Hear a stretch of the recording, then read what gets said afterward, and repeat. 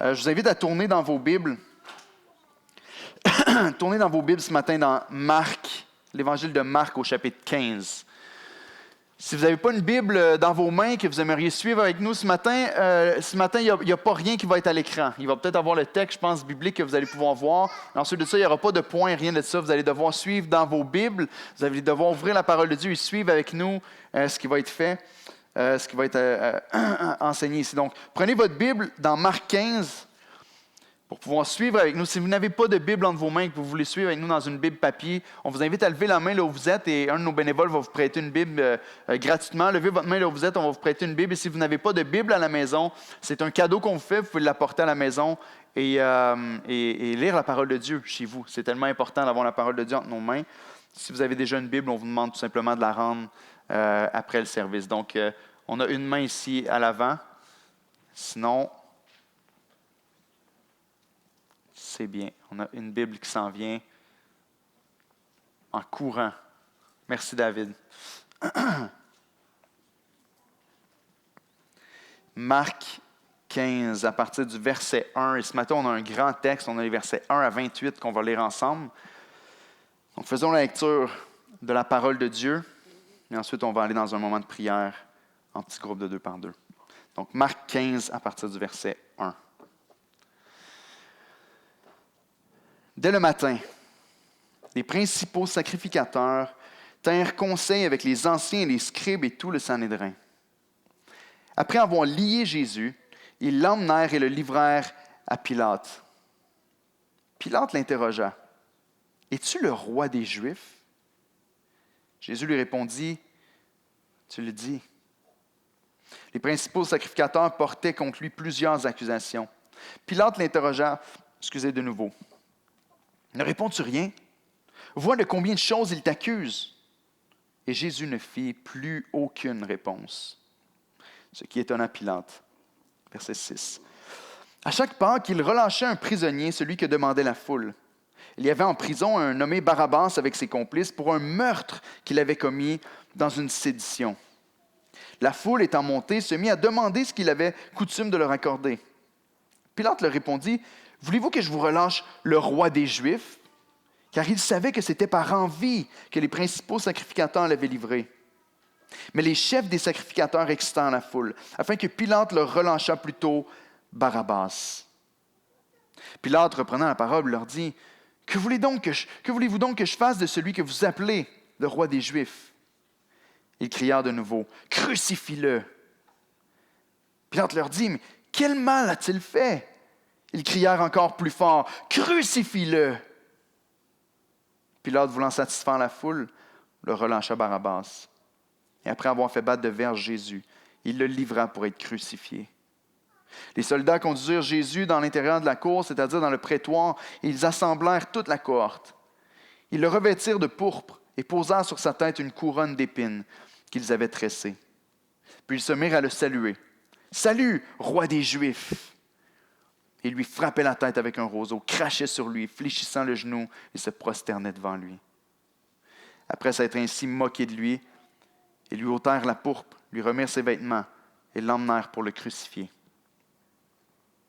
Ils forcèrent à porter la croix de Jésus un passant qui revenait des champs, Simon de Cyrène, père d'Alexandre et de Rufus. Et ils conduisirent Jésus au lieu nommé Golgotha, ce qui signifie lieu du crâne. Ils lui donnèrent à boire du vin mêlé de myrrhe, mais il ne le prit pas. Ils le crucifièrent et se partagèrent ses vêtements en tirant au sort pour savoir ce que chacun aurait. C'était la 3e heure quand ils le crucifièrent. L'inscription indiquant le sujet de sa condamnation portait ces mots. « Le roi des Juifs. » Ils crucifièrent avec lui 2 brigands, l'un à sa droite et l'autre à sa gauche. Ainsi fut accompli ce que dit l'Écriture. Il a été mis au nombre des malfaiteurs. Voici la parole de Dieu pour nous ce matin. Prenons 1 minute en petit groupe de 2. Tournez-vous vers les gens qui sont à côté de vous, peut-être les gens de votre famille, et demandons encore une fois au Seigneur, par son esprit, de faire ce que seul lui est capable de faire dans nos vies. On regarde dans la parole de Dieu. Ce n'est pas un livre d'histoire seulement où est-ce qu'on regarde à des récits pour nous divertir, mais c'est la parole vivante, permanente de Dieu, agissante, va nous dire l'auteur de l'Épître aux Hébreux. Et cette parole-là va être efficace dans nos vies. Donc, demandons à Dieu de faire cette œuvre-là. Peut-être que c'est le moment pour certains d'entre nous de dire, Seigneur, je te demande pardon d'avoir peut-être négligé, méprisé, mis de côté ta parole cette semaine. Je veux recevoir ta parole comme ma nourriture pour mon âme. Donc, prions en petit groupe de 2. Si vous êtes seul, vous voulez prier seul à votre place, vous avez le droit de le faire aussi, c'est correct. Mais prenons 1 minute et ensuite, on va aller dans la prédication.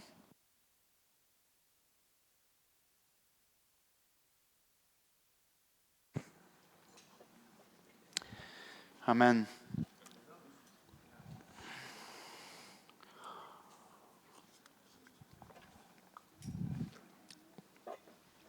Donc, Marc, chapitre 15, versets 1 à 28. Quelle est la différence entre le christianisme et toutes les autres religions du monde? Si on pouvait le réduire à une seule différence, c'est-à-dire, mais c'est quoi le point central qui distingue réellement le christianisme avec toutes les autres religions qui existent dans le monde? Si je pouvais le résumer en un point, je dirais c'est la substitution. La raison pour laquelle le christianisme est différent de toutes les autres religions du monde, c'est parce que c'est la seule religion où le Dieu Tout-Puissant de l'univers, où notre Dieu s'est humilié, est venu dans la chair et a pris la place des pécheurs. Aucune autre divinité inventée par les hommes a fait ça. Aucune autre divinité, aucune autre religion a un Dieu qui s'humilie, qui se sacrifie, qui s'abaisse, qui s'est fait moquer de lui. Et c'est absolument impensable dans toute autre religion. Mais le christianisme a un Dieu qui s'est fait tout petit, mais qui s'est fait coupable pour que nous, on puisse être déclarés justes. Toute autre religion du monde dit « faites ceci, faites ceci, faites ceci ». Le christianisme dit « fait par Jésus-Christ sur la croix à notre place ». Toute autre religion dit « ça dépend de ta performance ». L'Évangile dit « ça dépend de sa performance ». Ah oui, on peut dire « on est sauvé par les œuvres », mais pas par les miennes, par celles de Christ. Par celle de Christ seulement. La doctrine de la substitution est unique au christianisme et centrale à notre foi. Puis on peut la résumer avec 4 mots. On peut résumer la doctrine de notre salut en seulement 4 mots. Jésus a ma place. Dites-le avec moi ce matin. Jésus a ma place. C'est le message de l'Évangile pour chacun d'entre nous aujourd'hui. On s'approche d'un texte où on voit la grandeur, la beauté, la splendeur, la puissance de l'Évangile de Christ. Et je suis trop petit pour prêcher ce message-là. Et je ressens ma faiblesse dans mes os, dans mon corps, mais aussi spirituellement. Et je sais que c'est un message qui est trop grand, un message qui nous dépasse complètement. Et dans notre petite intelligence, dans notre humanité fragile et faible, c'est difficile pour nous de saisir la beauté de ce que Christ a fait pour nous. Quand on pense à l'Évangile et Jésus qui prend ma place, qui meurt à ma place, on doit comprendre 3 questions en particulier. On doit comprendre qui a pris ma place. C'est quoi son identité? Qui il est exactement, ce Jésus-là? Deuxièmement, on doit comprendre pourquoi est-ce que Jésus a pris ma place. Pourquoi est-ce que c'était nécessaire que le Fils de Dieu meure sur la croix à ma place? Et troisièmement, on doit comprendre pour qui est-ce que Jésus est mort sur la croix. Ou plutôt, Jésus a pris la place de qui? Ou qui se qualifie pour recevoir la grâce de Dieu dans sa vie? Et je crois que le texte qui est devant nous, les 28 versets qui sont devant nous, répond à cette question-là. On voit ces 3 questions-là pour nous. Si tu es croyant ce matin et que tu comprends ton appel d'annoncer l'Évangile autour de toi, ton appel de faire de toutes les nations des disciples, tu dois absolument comprendre le cœur de l'Évangile. Jésus a ma place, parce que c'est le message qu'on doit annoncer aux autres. Si tu n'es pas certain de ton salut aujourd'hui, que tu es ici avec nous et que tu te poses la question, est-ce que je suis vraiment sauvé, est-ce que je suis vraiment en Christ ou est-ce que je ne le suis pas, ouvre tes oreilles grandes ce matin.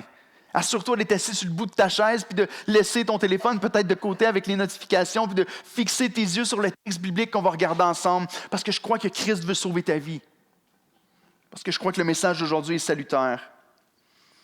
Et si tu dis, moi, je ne suis pas chrétien, moi, je sais que je ne suis pas sauvé, mais je viens ici ce matin puis ce message-là ne m'intéresse même pas, Je sais que Jésus n'est pas pour moi. J'ai d'autres projets pour ma vie. Et si tu es certain de ne pas être sauvé, mais ce message-là est pour toi aussi aujourd'hui. Parce que je te garantis que Dieu peut surprendre ceux qui pensent qu'ils ne peuvent pas être surpris. Je te garantis que Dieu peut sauver. Puis je vais te le montrer dans le texte d'aujourd'hui. Ceux-là qui ont le cœur le plus dur puis qui croient que Christ est absolument inutile pour leur vie. Donc ce matin, je vais prêcher d'une manière un peu différente que j'ai l'habitude de le faire. On va repasser plusieurs fois sur le texte. On va aller répondre à ces 3 questions-là en regardant le texte. Qui exactement est celui qui prend notre place? Pourquoi exactement est-ce qu'il devait prendre notre place? Et dernièrement, qui sont les candidats à recevoir cette grâce-là? Et je crois que le texte va répondre à ces questions.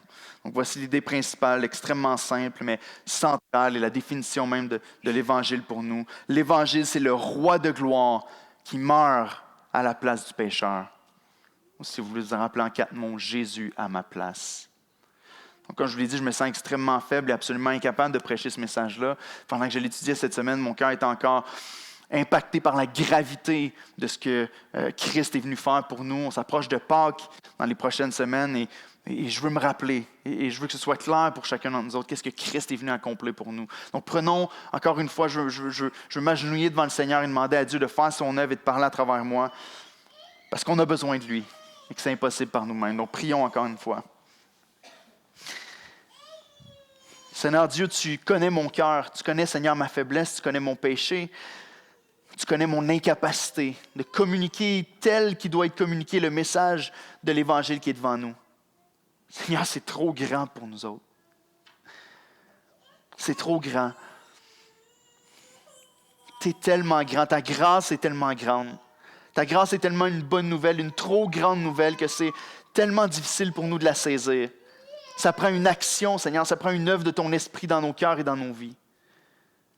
Je veux te prier ce matin, s'il te plaît, accompagne-moi. Parle à travers ma bouche. Seigneur, s'il te plaît, sauve des vies ce matin. Attire à toi celui qui doute encore, Seigneur, celui qui ne comprend pas, qui n'a pas saisi jusqu'à aujourd'hui le message de l'Évangile et ce que Jésus est venu accomplir sur la terre. Je te prie d'ouvrir les yeux de ceux qui sont aveugles. Et je te prie de rafraîchir peut-être dans le cœur de plusieurs d'entre nous qui sommes croyants depuis longtemps, qui venons à l'Église depuis longtemps et qui ont besoin de se rappeler que l'Évangile n'est pas juste la porte d'entrée du christianisme, mais le christianisme au complet. On a besoin de toi, mon Dieu. Saisis-nous par ton esprit, que ta parole pénètre dans nos cœurs et que tu sois glorifié, Seigneur, qu'en ressortant de ce lieu, ce matin, on devienne et on continue d'être des meilleurs adorateurs, des gens qui sont complètement ébloui par ta grandeur et par ta bonté. Je te prie ces choses en Jésus-Christ, ton Fils. Amen. La première chose que je veux voir avec vous, c'est qui? Le premier point est l'ironie du Vendredi Saint. Le texte de Marc 15 est un texte qui est rempli d'ironie du début à la fin.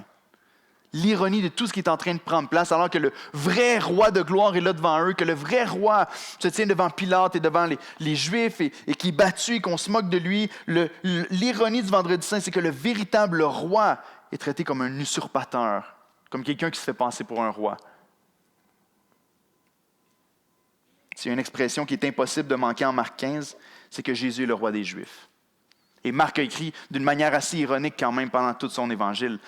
Marc a fait en sorte que les seules personnes qui semblent comprendre vraiment qui est Jésus, c'est des démons, c'est des gens qui sont contre lui, c'est des gens qui sont rejetés par la société. C'est lorsqu'il présente devant le souverain sacrificateur et qui dit « Es-tu le Christ, le Fils du Dieu vivant ?» L'évangile de Marc au complet est rempli d'ironie, mais ici en particulier. Alors que les regards se tournent vers la royauté de Christ et vers cette question-là, es-tu le roi des Juifs? On se rend compte que l'ironie est à son comble. L'expression est utilisée 5 fois dans les versets qu'on voit ensemble. Dans le verset 2, verset 9, et je peux vous les montrer, verset 2, Pilate va interroger Jésus et dire « Es-tu le roi des Juifs? » Jésus va répondre, tu le dis. Au verset 9, encore une fois, il va poser la question aux Juifs qui est devant eux. Voulez-vous que je vous relâche, le roi des Juifs? Quand on arrive au verset 12, c'est la même chose. Le peuple veut que Barabbas soit libéré. Pilate reprend la parole et leur dit, que voulez-vous donc que je fasse de celui que vous appelez le roi des Juifs?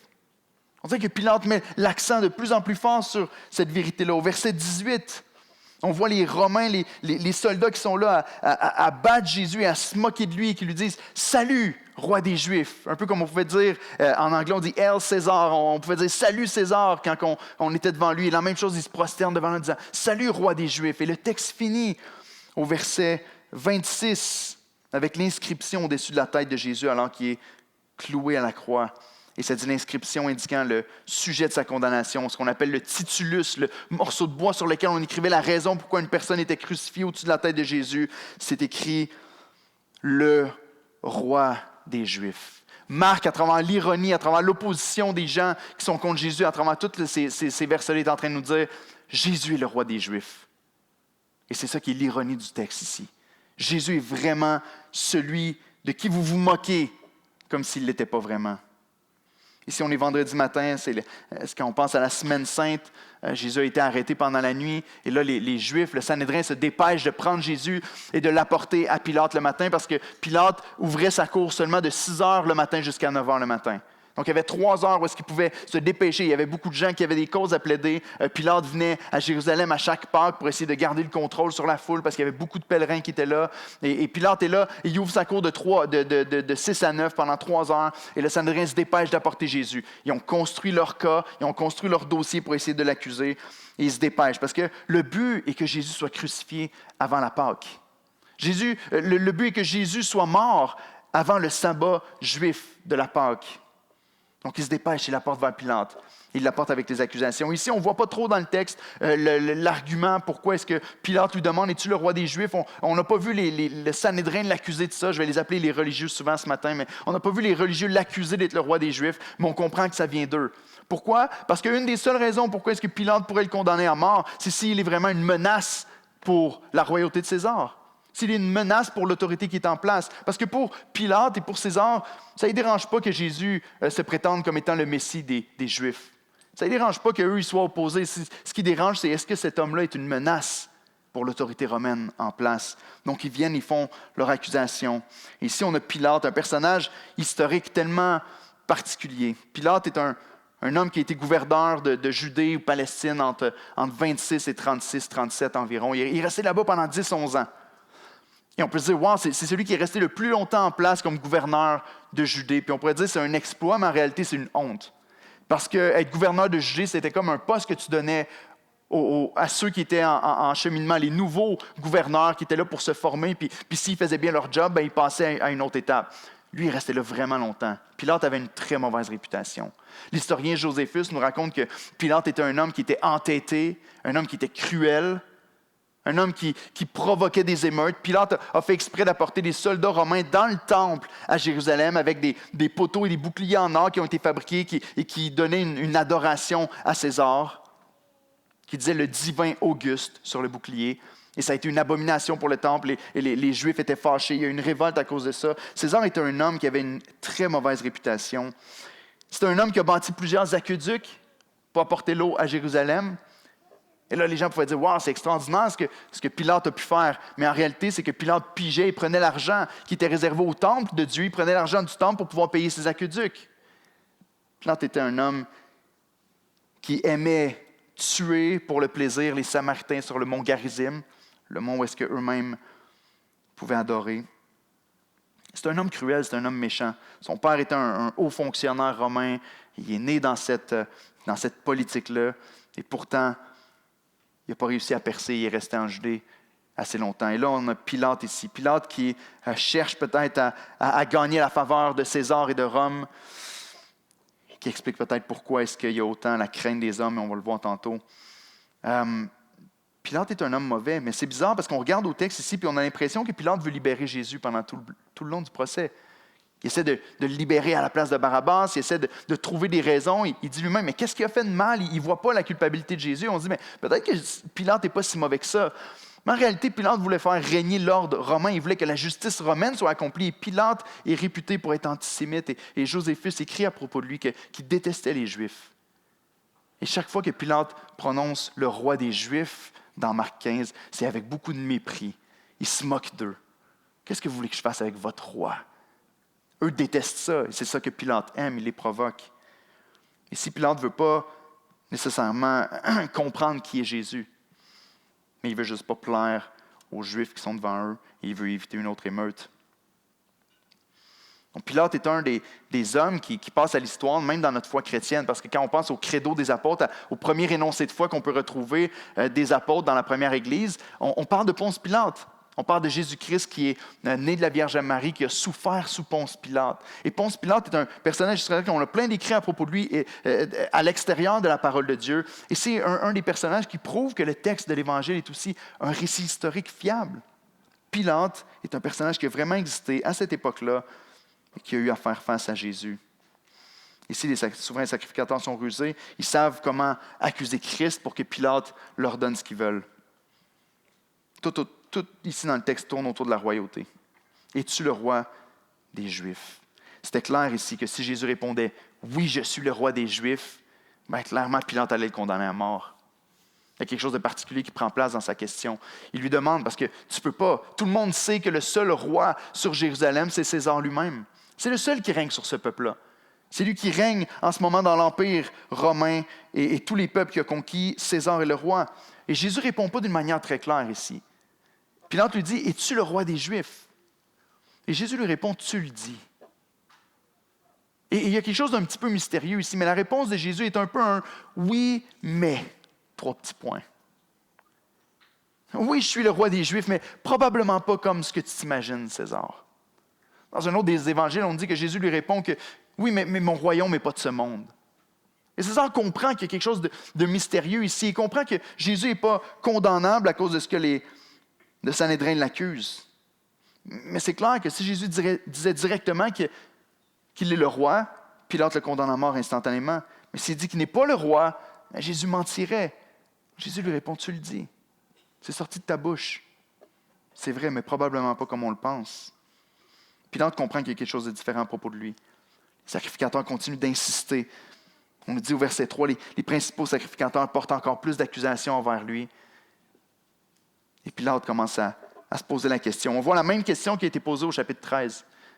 Comme les souverains sacrificateurs qui voient après toutes les fausses accusations qui sont données, que Jésus n'ouvre pas la bouche, ils se tournent vers Jésus en disant « Tu ne te défends pas? Tu n'as rien à dire, regarde tout ce que ces gens-là disent à propos de toi. » Jésus garde la bouche fermée. On a vu qu'on parle de cette réalisation-là de la prophétie d'Ésaïe 53 comme un agneau muet livré à la boucherie. Ici, encore une fois, Jésus garde le silence. Et Pilate est bouche bée. Pilate est étonné. Il dit « Tu ne dis rien, tu ne te défends pas contre leur accusation? Je voudrais bien te libérer, mais donne-moi un peu de quelque chose. »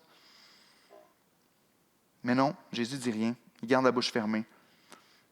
Et malgré que Pilate ne croit pas que Jésus est coupable de ce qu'on l'accuse, Pilate va quand même procéder à le livrer à un certain moment. Mais juste avant ça, Pilate a un petit flash. Parce qu'on voit ici dans le texte que lorsque Jésus arrête de faire des réponses, on nous donne un petit peu la tradition que Pilate avait de faire. Donc Pilate vient à Jérusalem une fois par année, il vient pour s'assurer que tout se passe bien alors qu'il y a plein de pèlerins qui sont là. Et une des choses qu'il fait, c'est qu'il fait un cadeau. À chaque année pour Pâques, il relâche un prisonnier aux Juifs, un prisonnier que la foule demande. Et là ici, pendant qu'il est en train d'avoir ce questionnement-là avec Jésus, la foule commence à crier et à demander leur cadeau annuel. « Livre-nous quelqu'un. » Là, Pilate a un flash dans sa tête, il dit « OK, ben, les Juifs veulent que je tue cet homme-là, mais clairement, cet homme-là n'a rien fait. Alors, je vais faire un plan. Je vais leur offrir de libérer Jésus à la place. » Sauf que Pilate a méprisé la grandeur et la profondeur de la haine des Juifs à l'encontre de Jésus. Il a méprisé la profondeur de leur haine et de leur dégoût de Christ. Il nous parle d'un prisonnier qui était détenu à ce moment-là, et probablement qui était prévu pour qu'il soit exécuté ce jour-là aussi, qui s'appelle Barabbas. On va revenir à lui un petit peu plus loin dans le message, mais on nous dit simplement que Barabbas a commis un meurtre pendant une sédition, pendant une émeute. Barabbas et ses complices ont commis un meurtre. C'est un homme qui est clairement coupable, un homme qui est clairement un criminel, un homme qui a clairement commis un meurtre et qui ne s'est même pas remis en question par le texte. Et Pilate se dit, je vais mettre Jésus en opposition avec Pilate, clairement. Avec Barabbas, plutôt, clairement, lui est vraiment coupable et lui, c'est comme nébuleux un petit peu. Il offre de libérer Jésus. Et la foule, motivée par les religieux, par le Sanhédrin, crie non, on veut que tu libères Barabbas. On choisit que tu nous libères le criminel, le meurtrier, le pécheur, à place de libérer Jésus le juste. On regarde à ça et la Bible nous dit, si vous regardez ici dans votre Bible, on nous dit au verset 10, car il savait Pilate leur demande, voulez-vous que je vous relâche le roi des Juifs? Mais on a une parenthèse ici qui nous dit, car il savait que c'était par envie que les principaux sacrificateurs l'avaient livré. Alors on regarde un texte comme celui-là, puis on se dit, par envie. Je veux dire, qu'est-ce qu'ils avaient à envier Jésus? Les sacrificateurs ici, c'était les chefs religieux de l'époque. C'était eux qui avaient le statut d'autorité suprême en ce qui concerne la foi juive à ce moment-là. C'est eux qui règnent, c'est eux qui dictent les lois, c'est eux qui ont les plus grandes places, les plus belles places dans les assemblées, c'est ceux qui sont respectés. Qu'est-ce qui se passe dans leur cœur? Pourquoi est-ce que ces hommes-là envient le Seigneur Jésus? J'aimerais vous suggérer, parce que c'est ce que la Bible enseigne, je pense, du début à la fin, que c'est ce qui est dans le cœur de l'homme depuis le tout début. Vous savez, il y a un trône. Il y a un trône qui existe comme étant le roi qui règne sur l'humanité et sur nos vies. Et depuis le début de l'humanité, depuis le tout premier péché, on cherche à s'emparer de ce trône-là. Le premier péché, c'est ce qui est arrivé dans le Jardin d'Éden. Adam et Ève étaient bien, ils ont reçu la grâce, la faveur de la part de Dieu. Dieu les a mis dans un jardin de délices. Il leur a tout donné. Il a créé le monde avec une surabondance de grâce. Il a voulu se faire connaître aux hommes. Il a voulu leur faire connaître cette relation-là que lui jouit de toute éternité au sein de la Trinité. Il a dit, je vais créer des humains. Ils vont pouvoir connaître cette relation d'amour qu'on a au sein de la Sainte Trinité. Mais l'homme, à un certain moment donné, influencé par le diable, s'est rebellé. Puis il a dit, OK, Dieu a dit que Dieu déclare ce qui est bon et ce qui est mal. Mais l'homme, depuis le début, cherche à monter, à détrôner Dieu, puis à monter sur le trône, puis à dire, mais moi maintenant, je considère que ce fruit-là est bon à manger. Je n'ai pas besoin d'avoir quelqu'un qui règne sur moi pour me dire ce qui est bon ou ce qui est mauvais, pour me dire pourquoi j'existe ou qu'est-ce que je dois faire avec ma vie. Moi, je vais monter sur le trône. Et depuis le début, c'est comme ça. Et c'est comme ça encore dans nos cœurs tellement souvent aujourd'hui. Les pharisiens et les hommes religieux de l'époque regardent à Jésus et disent, il est en train de... Écoutez, 5 jours avant ce vendredi-là, Jésus est entré à Jérusalem comment? Vous en rappelez, on en a parlé il y a plusieurs semaines, voire même mois maintenant. Jésus est arrivé à Jérusalem sur le dos d'un âne et le peuple a crié, « Hosanna à celui qui vient au nom de David, le descendant de David. » On l'associe, celui qui vient au nom du Seigneur, et on l'associe avec David, qui était le roi d'Israël, le plus grand roi qui existait pour ce peuple-là. On a associé Jésus au roi, comme si le nouveau roi était en train d'arriver. Les pharisiens, les hommes religieux commencent à flipper un petit peu dans leur tête, si je peux me permettre l'expression. Ils voient Jésus, ils voient la menace que Jésus a. Jésus commence à avoir des disciples. Jésus est réputé, Jésus fait des miracles, Jésus a des gens qui le suivent, il a une autorité, il enseigne avec une autorité qu'eux n'ont pas. Il les accuse même d'être des hypocrites. Leur position, leur trône est menacé.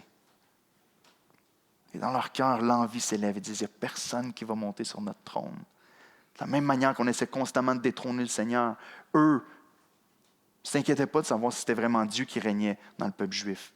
Eux régnaient. Ils voient Jésus comme une menace et l'envie monte dans leur cœur. C'est le premier péché qui est venu dans le cœur de l'homme, l'envie. Désirer la position royale de Dieu, monter sur le trône de Dieu, se faire roi sur notre vie à la place de Dieu. À ce moment-là, l'homme a cherché l'indépendance face à Dieu. Je n'ai pas besoin de lui, je suis le propre maître de ma destinée.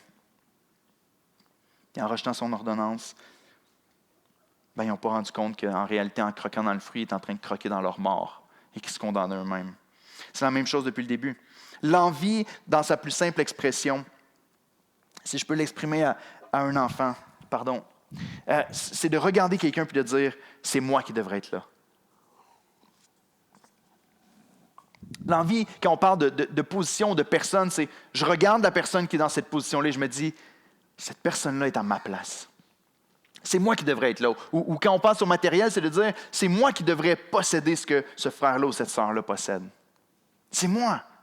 C'est moi qui devrais avoir ça. Et c'est ça qui se passe dans le cœur des hommes religieux ici. Et laissez-moi vous dire que l'envie nous rend stupides. L'envie nous rend méchants. L'envie nous rend pécheurs. Et lorsque tu commences à regarder les autres de cet œil-là, il y a des choses qui commencent à monter dans ton cœur. Tu commences à avoir une nouvelle façon d'interpréter ce que l'autre dit, ce que l'autre fait. Tu commences à avoir des pensées qui montent à l'intérieur de toi. Et ici, on voit que l'envie a conduit à des hommes religieux qui devaient représenter Christ, qui devaient représenter Dieu ou le Messie qui était annoncé d'avance, et que finalement, on crucifiait le Messie sur une croix. Est-ce que tu connais la puissance de l'envie dans ton cœur? Est-ce que tu connais son impact? As-tu déjà été empoisonné par son venin ou as-tu déjà nourri l'envie en dedans de toi ou été victime de l'envie d'une autre personne? Peut-être que ce matin même, tu as pratiqué l'envie avec ta famille spirituelle, sur les réseaux sociaux. Peut-être c'est tellement une plateforme facile pour pratiquer l'envie. Peut-être qu'en t'en venant ce matin même, tu as regardé d'autres en disant « C'est moi qui devrais avoir cette femme-là.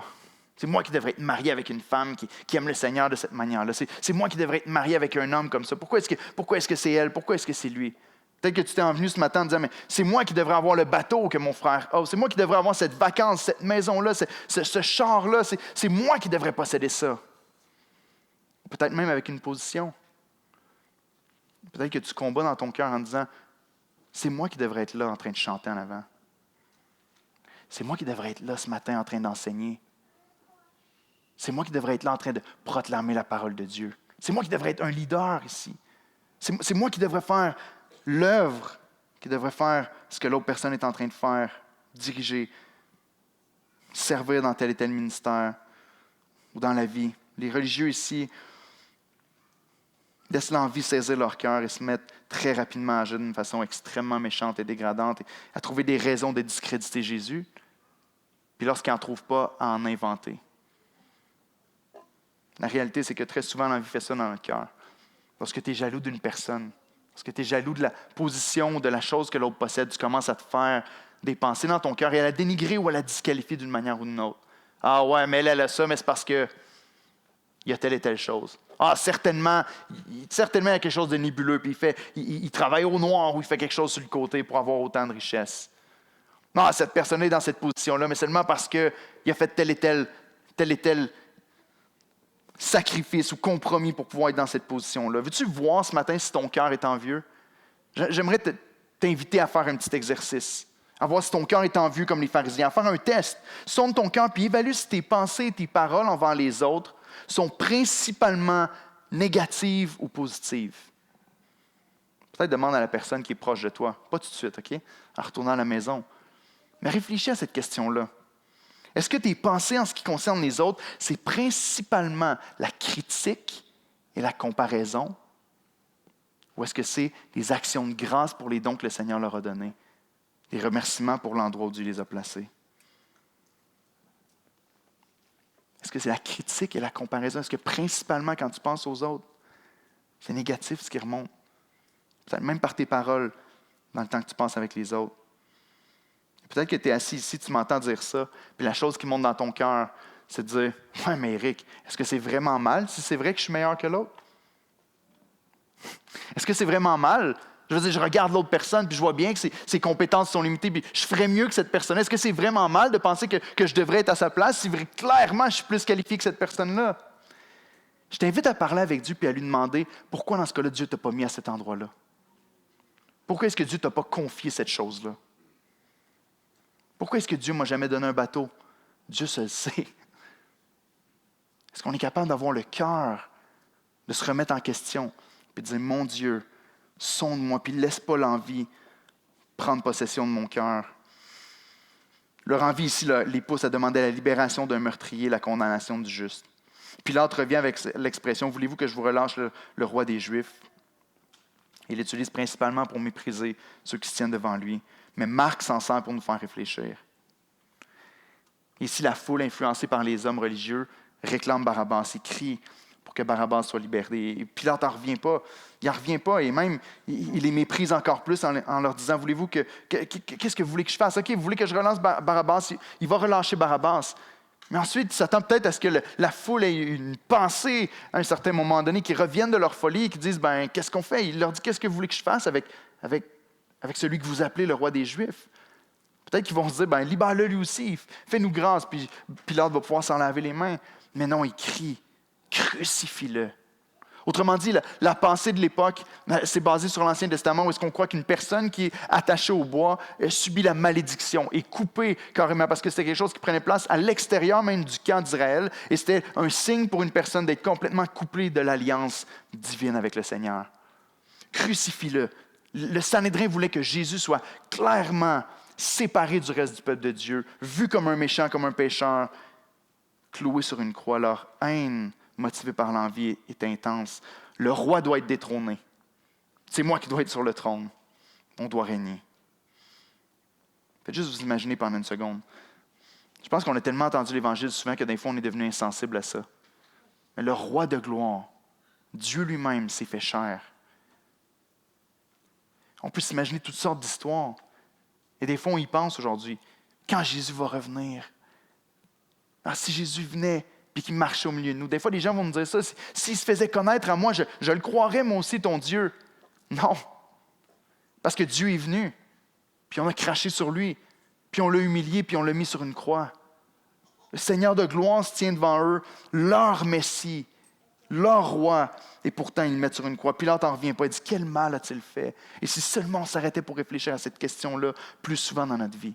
Si seulement ceux qui explorent le christianisme s'arrêtaient pour se poser cette question-là dans leur vie. Quel mal a-t-il fait? Qu'est-ce que Jésus a fait pour être crucifié sur une croix? Guérir les malades? Prêcher la vérité? Révéler l'Ancien Testament à son peuple? Ressusciter les morts? Prendre soin des affligés? Qu'est-ce que Jésus a fait pour être crucifié? C'est justement ça. Dieu fait chair, Christ parfait, qui accomplit la volonté parfaite de Dieu. On dit non. Non, il ne prendra pas notre place. La réalité, c'est que si Jésus est roi, moi, je ne le suis pas. Puis malgré qu'on veuille le détrôner puis qu'on veuille rester sur notre trône, c'est la même chose depuis le début. Babel a été construite parce qu'on voulait se débarrasser de Dieu puis être maître de notre vie. Si on regarde au roi par la suite, on s'est donné des rois humains pour qu'ils règnent sur nous parce qu'on voulait se débarrasser de Dieu. Le livre des Juges au complet, c'est une répétition sans cesse de « les hommes ont fait ce qui semblait agréable à leurs yeux ». Et c'est répété constamment pour nous faire réaliser ce n'est pas ce qui plaisait aux yeux de l'Éternel qui faisait, mais ce qui était agréable à leurs yeux. On se donne des rois humains pour ne pas répondre aux rois divins. On met notre espérance dans parfois l'avancée technologique pour ne pas mettre notre espérance dans celui qui va de toute façon renouveler toutes choses à son retour. Puis on fait quoi du Seigneur? On le livre pour être anéanti. Les versets 16 à 20 nous montrent encore la cruauté humaine à son meilleur. Et c'est une chose qu'on voit avec la crucifixion de Jésus. C'est qu'on voit deux choses en particulier. On voit la cruauté, on voit l'apogée de la méchanceté humaine en crucifiant le Seigneur de gloire, le seul juste à avoir marché sur la terre. Puis en même temps, on voit l'apogée de la bonté divine manifestée en Jésus-Christ. On a crucifié le Seigneur. Mais Dieu est en train d'offrir son Fils par amour pour nous sauver. La gloire de Dieu, la bonté de l'Éternel est manifestée en même temps que la plus grande action de méchanceté qui a été faite dans l'histoire de l'humanité. On se moque de lui, des versets 16 avant, on voit les soldats qui se moquent. On l'a déjà vu dans le chapitre 14, mais cette fois-ci, ils se moquent encore plus en le déguisant en roi, en mettant du pourpre sur lui. C'était une couleur de vêtements qui était attribuée à la royauté à l'époque. Et on met sur ses épaules, on tisse, on prend le temps de tresser une couronne d'épines pour la mettre sur sa tête et se moquer de lui comme si c'était un faux roi, un homme qui fait semblant, un hypocrite, et on frappe sur sa tête, et on lui fait mal, et on se courbe, et on l'humilie, et on plie le genou en se moquant de lui. Salut, roi des Juifs. Sans réaliser qu'un jour, leur genou va vraiment plier devant le Seigneur des Seigneurs. Qu'un jour, le genou va vraiment plier devant le roi de gloire. L'ironie est à son compte. Mais qui est celui ici qui prend notre place sur la croix? C'est le roi. C'est le roi de l'univers, c'est celui qui a créé le monde par sa parole puissante. C'est celui qui tient notre vie entre ses mains. C'est celui qui tient notre destinée entre ses mains. Celui-même sur qui on est en train de frapper et de cracher. Et pas seulement le roi des Juifs, mais le roi de l'univers. La Bible nous dit que c'est par lui que toutes choses ont été créées. Et par lui que toutes choses subsistent. Et on voit à la fin la dernière citation du roi des Juifs. Pilate veut se moquer une dernière fois. Pilate est poussé à livrer Jésus. Et la Bible nous dit que Pilate a la crainte des hommes. Parce qu'il avait peur de la foule. Parce que Pilate avait peur de ce que la foule allait faire, il finit par le livrer. Voulant satisfaire la foule au verset 15, il finit par livrer Jésus. Mais Pilate se venge un peu des Juifs en disant « OK, vous voulez que je le livre? Je vais le livrer. Mais je vais en même temps me moquer de vous autres, de toutes mes tripes. » Puis il fait faire une pancarte écrit « Le roi des Juifs ». Et dans un autre évangile, on dit que les Juifs ont demandé « Il crie pas ça, il crie plutôt « Il se prend pour le roi des Juifs ». Et Pilate va dire cette phrase fameuse « Ce que j'ai écrit, je l'ai écrit ». Quelle ironie extraordinaire.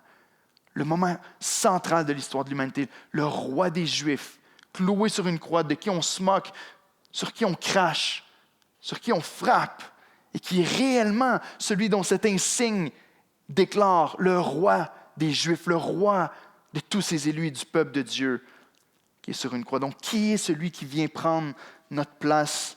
C'est le véritable roi de tous les croyants qui est exposé.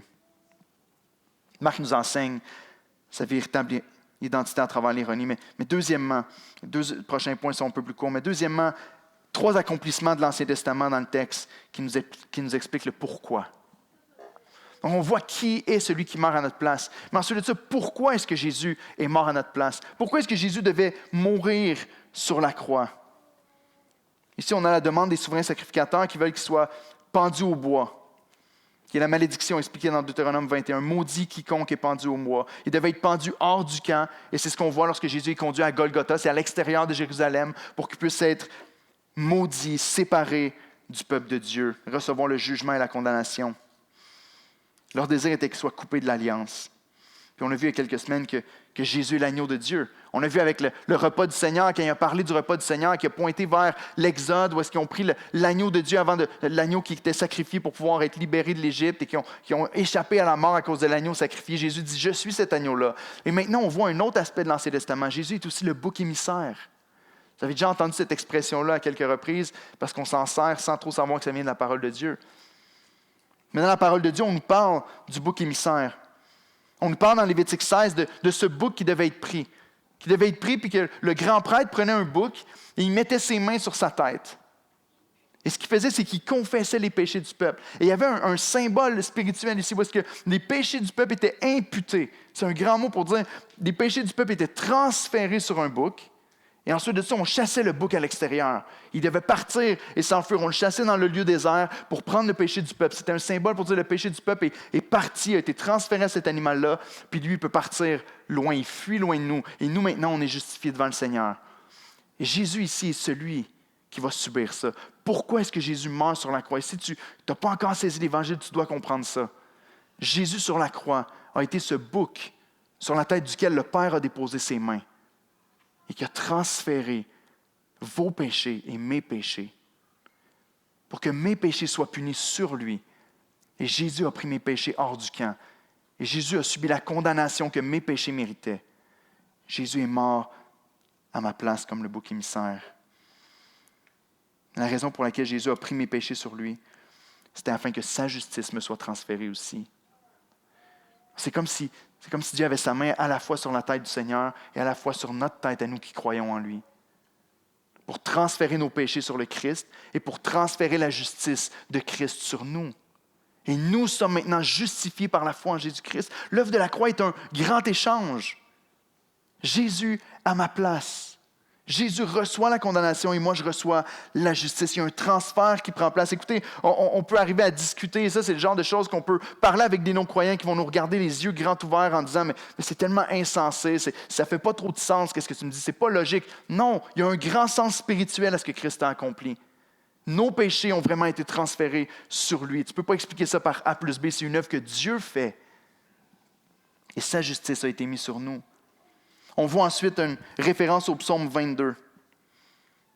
Non seulement en parlant du bouc émissaire, mais ensuite on voit le pourquoi en voyant le roi qui mérite la gloire et la faveur de Dieu, qui reçoit nos péchés. On voit la prophétie que le psalmiste David avait fait dans le psaume 22. C'est le deuxième point qui nous pointe, qui nous montre à qu'est-ce que Christ a accompli. Dans le psaume 22, je vous lis des parties du psaume 22 qui dit « L'opprobre des hommes », et dites-moi si vous ne voyez pas le Christ ici dans Marc 15, « L'opprobre des hommes est le méprisé du peuple. Tous ceux qui me voient se moquent de moi, ils ouvrent la bouche et secouent la tête. » Vous allez pouvoir le voir au verset 29 dans Marc 15. Les passants l'injuriaient, se secouaient la tête en disant hey, « Toi qui détruis le temple, qui le rebâtis. » Ensuite, dans le psaume 22, on dit « Car des chiens m'environnent, une bande de scélérats rôde autour de moi. Ils ont percé mes mains et mes pieds. » Exactement ce qu'on a fait à Christ pour qu'il puisse mourir plus vite avant le sabbat. « Ils se partagent mes vêtements, ils tirent au sort ma tunique. » C'est exactement ce qu'on a vu dans le texte. Les soldats le battent, lui crachent dessus, l'injurent, se moquent de lui. Et ensuite, quand Jésus est crucifié, il tire au sort sa tunique, il partage sa tunique. Les prophéties qui ont été faites à travers David sont accomplies ici en Jésus-Christ. Et ce qui est impressionnant, c'est de voir la fin du psaume 22, où est-ce qu'il termine avec l'annonce de la gloire à travers l'œuvre de ce serviteur souffrant qui va venir sur la terre. Il dit au verset 29, « Toutes les extrémités de la terre penseront à l'Éternel et se tourneront vers lui. Toutes les familles des nations se prosterneront devant sa face, car à l'Éternel appartient le règne. Il domine sur les nations. » Voyez-vous le lien avec la royauté du Christ. Au verset 30, il dit, « Tous les puissants de la terre mangeront et se prosterneront aussi. Devant lui s'inclineront tous ceux qui descendent dans la poussière, ceux qui ne peuvent conserver leur vie. La postérité le servira. On parlera du Seigneur à la génération future. Quand il viendra, il annoncera sa justice. Elle annoncera son œuvre au peuple nouveau-né. » C'est ce que Christ est venu accomplir. Lorsque Jésus est venu sur la terre, il est venu comme le serviteur souffrant, qui a pris la place des pécheurs en recevant sur lui le jugement qui devait retomber sur nous. Spécial parce que le verset 12 nous dit carrément, il s'est livré lui-même à la mort dans le psaume 22. Et il a été mis au nombre, ou plutôt dans Ésaïe 53, au verset 12, il dit « Parce qu'il s'est livré lui-même à la mort et qu'il a été mis au nombre des malfaiteurs. » Et c'est la troisième citation qu'on voit dans Marc 15. Ici, le verset 28 dans Marc 15 n'est pas dans tous les manuscrits originaux. Il n'est pas là partout. Donc, on croit que peut-être ce n'était pas nécessairement inspiré au commencement, mais il se retrouve dans plusieurs manuscrits quand même. Mais c'est quand même une explication de ce qui prend place réellement dans Marc 15. Lorsqu'on nous dit « Ainsi fut accompli ce que dit l'Écriture », il a été mis au nombre des malfaiteurs. Qui est venu mourir à notre place? Jésus-Christ, le roi des rois. Qu'est-ce qu'il est venu accomplir? Il est venu mourir et prendre la place des pécheurs sur la croix. Il est venu recevoir la punition que moi je méritais pour que je puisse recevoir la justice que lui méritait. C'est le substitut des croyants, c'est le bouc émissaire qui s'enfuit avec nos péchés. Jésus à ma place. L'Évangile, c'est le roi de gloire qui meurt à la place des pécheurs. Donc, on comprend ces choses-là. Mais maintenant, je vais terminer avec ceci. Quel est le genre de personne qui est qualifiée pour être remplacée par Jésus? Et je termine avec ça. C'est ce qui est le plus frappant pour nous autres dans le texte, sur lequel on passe souvent beaucoup plus de temps quand on prêche dans Marc 15 et qui pourtant sont tellement des exemples, des illustrations concrètes de ce que Jésus est venu accomplir. Lorsqu'on se pose la question, mais pour qui? Comment je fais pour savoir si je suis qualifié pour recevoir la grâce de Dieu et que Jésus meurt à ma place? Eh bien, on a quelques exemples dans le texte. J'aimerais vous suggérer premièrement que les ennemis de Christ sont qualifiés pour être sauvés.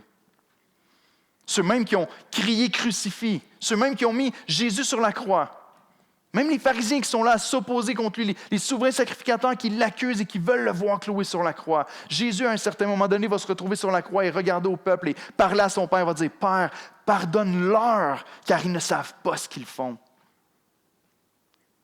Même les ennemis de Christ, même Pilate qui est là à rejeter le Seigneur à cause de la crainte des hommes, la foule qui crie « crucifie ». La Bible me dit que Jésus est venu pour sauver les pécheurs, pas les hommes justes. Si tu regardes à ta vie et tu te dis, mais je suis de ce genre-là. Je veux dire, si vous n'êtes pas venu à Christ à 2 ans dans votre vie, vous avez probablement passé par un moment où vous avez opposé le Seigneur. Je me souviens très bien avoir prêché un de mes premiers sermons à l'église, un dimanche soir dans l'église où j'étais. Puis un sermon probablement très mauvais. Mais il y avait une femme qui était assise là et qui me regardait avec un regard bizarre, que je regardais pendant la prédication. Puis je me suis dit, oups, je ne sais pas ce que j'y ai fait à cette personne-là, mais elle avait un regard bizarre. Puis tout à coup, elle s'est mise à sourire. Puis elle avait un grand sourire fendu jusqu'aux oreilles. Je me suis dit, peut-être que je ne prêche pas si mal que ça. Je ne sais pas ce qui se passe. Après le service, quand je suis descendu, elle est venue me voir. Puis là, elle avait le sourire fendu jusqu'aux oreilles. Puis elle a dit, tu t'appelles Éric, hein? J'ai dit, oui. Elle a dit, tu te rappelles-tu de moi? J'ai dit, non. Elle dit, on a travaillé ensemble il y a plusieurs années.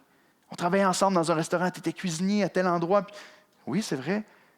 Elle dit, tu t'es tellement moqué de moi quand je t'ai parlé de Jésus. J'ai dit, j'ai aucun souvenir. Elle dit, tu étais assis, là, je suis venu te parler de l'Évangile pendant ta pause dîner, tu mangeais une poutine. C'est probablement moi. Elle me dit, puis tu m'as regardé dans les yeux, puis je te parlais de Jésus qui nous sauve, puis tu te moquais de moi, puis tu riais de moi. J'étais cette personne-là qui crachait au visage du Seigneur, puis qui se moquait du Seigneur. Mais Christ est venu me chercher, puis cette femme-là avait le sourire jusqu'aux oreilles parce qu'elle dit, ah, tu te moques de moi, puis aujourd'hui tu prêches sa parole dans l'Église. Quel grand Dieu! L'Évangile est pour toi aussi si tu es de ces personnes-là qui rejettent et qui s'opposent à la foi chrétienne. Mais ensuite, on voit une autre sorte de personne. Peut-être que tu te dis, mais moi je suis trop loin, trop méchant. J'ai fait des choses trop graves pour être pardonné par le Seigneur. Dans le texte ici, on voit un homme qui s'appelle Barabbas. Et dans Matthieu 21, on nous dit que son nom est plutôt Jésus Bar-Abbas. Et lorsqu'on regarde dans la signification de Barabbas, Bar veut dire fils Et Abba, vous l'avez entendu lorsque Jésus prie envers son Père. Abba, Père, ça veut dire Père. On nous dit que l'homme de qui Jésus vient prendre la place ici dans l'histoire, c'est Jésus, le Fils du Père. Mais quelle ironie, encore une fois! Quelle sagesse de Dieu de nous donner cette illustration-là tellement palpable, tellement vivante. Barabbas est là. Et il y a 3 croix qui ont été préparées ce jour-là. La Bible nous dit ensuite que Jésus a été crucifié avec 2 criminels, chaque côté de lui. Il y avait une croix au milieu qui était probablement réservée pour Barabbas. C'était probablement ses acolytes qui étaient de chaque côté de Jésus. Et Barabbas est là, un meurtrier reconnu, coupable. Tout le monde le sait. Mais Jésus, le Fils du Père, ou plutôt Jésus, le méchant Fils du Père, va être renvoyé libre, alors que Jésus, le bon Fils du Père, va être crucifié sur une croix. Il y a un échange hyper clair, hyper palpable ici dans l'histoire. C'est ce que Christ vient accomplir pour chacun de nous. Si tu dis, je suis trop loin, j'ai péché d'une manière trop grave pour être pardonné, Barabbas a tué. Et Barabbas s'est vu renvoyé libre. Pouvez-vous vous imaginer un instant Barabbas au pied de la croix, lorsque Jésus est attaché à la croix, puis qu'il regarde à ses 2 amis? Pouvez-vous vous imaginer un instant ce qui se passe dans sa tête? De manière extrêmement concrète, il regarde à la croix, il voit ses amis avec qui il a fait son émeute, puis qu'il a fait son crime. Puis il regarde à Christ, puis il se dit, ça c'est ma croix. Je sais que c'est moi qui devrais être sur cette croix-là aujourd'hui. Je sais que c'est moi qui devrais être mort, parce que je sais que je suis criminel. Mais lui est juste.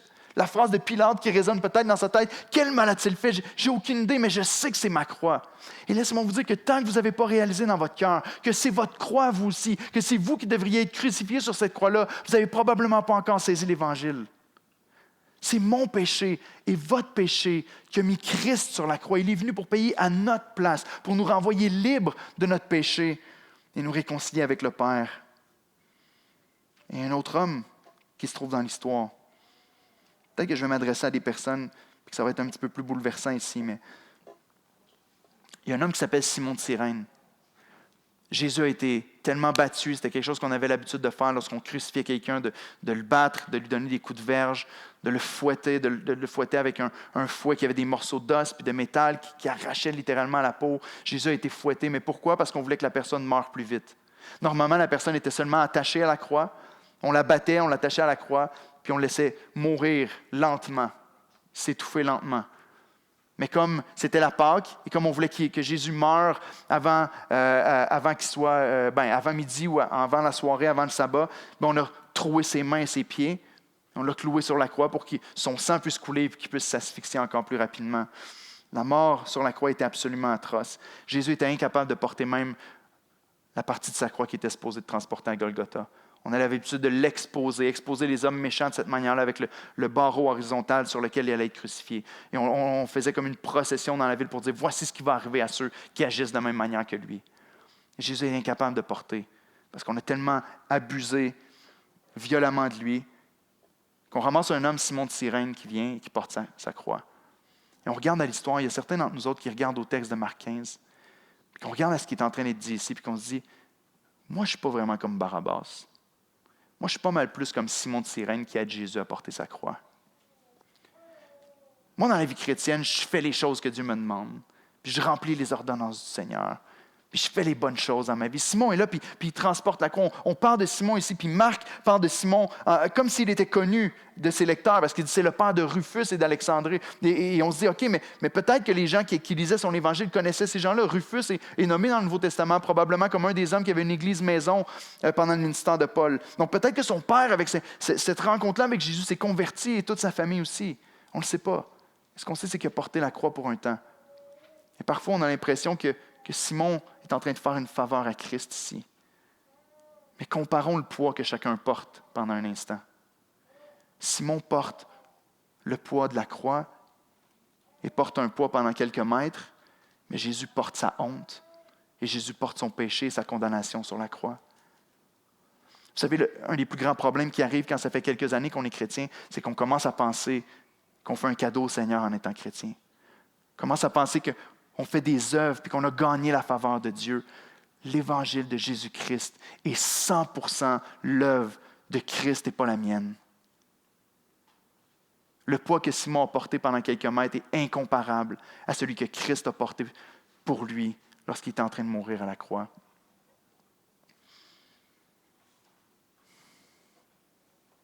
Tant que notre cœur n'est pas imprimé de cette vérité-là, la réalité, c'est que Simon a reçu un privilège extraordinaire. Si aujourd'hui, tu regardes à l'Évangile et tu te dis, OK, je l'ai compris déjà, ça fait longtemps, j'ai compris que c'est la porte d'entrée de la vie chrétienne, mais maintenant, vraiment, je suis une personne qui aide le Seigneur dans l'accomplissement du salut dans ma vie, qui l'aide à m'amener jusqu'à la fin. Mais tu n'as encore une fois pas vraiment compris l'Évangile.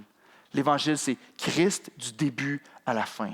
C'est par lui, pour lui et en lui que sont toutes choses. C'est de lui, Christ est tout. Il n'y a rien qu'on contribue à notre salut à part le péché qui l'a rendu nécessaire. Et Christ l'a absorbé complètement à la croix à notre place.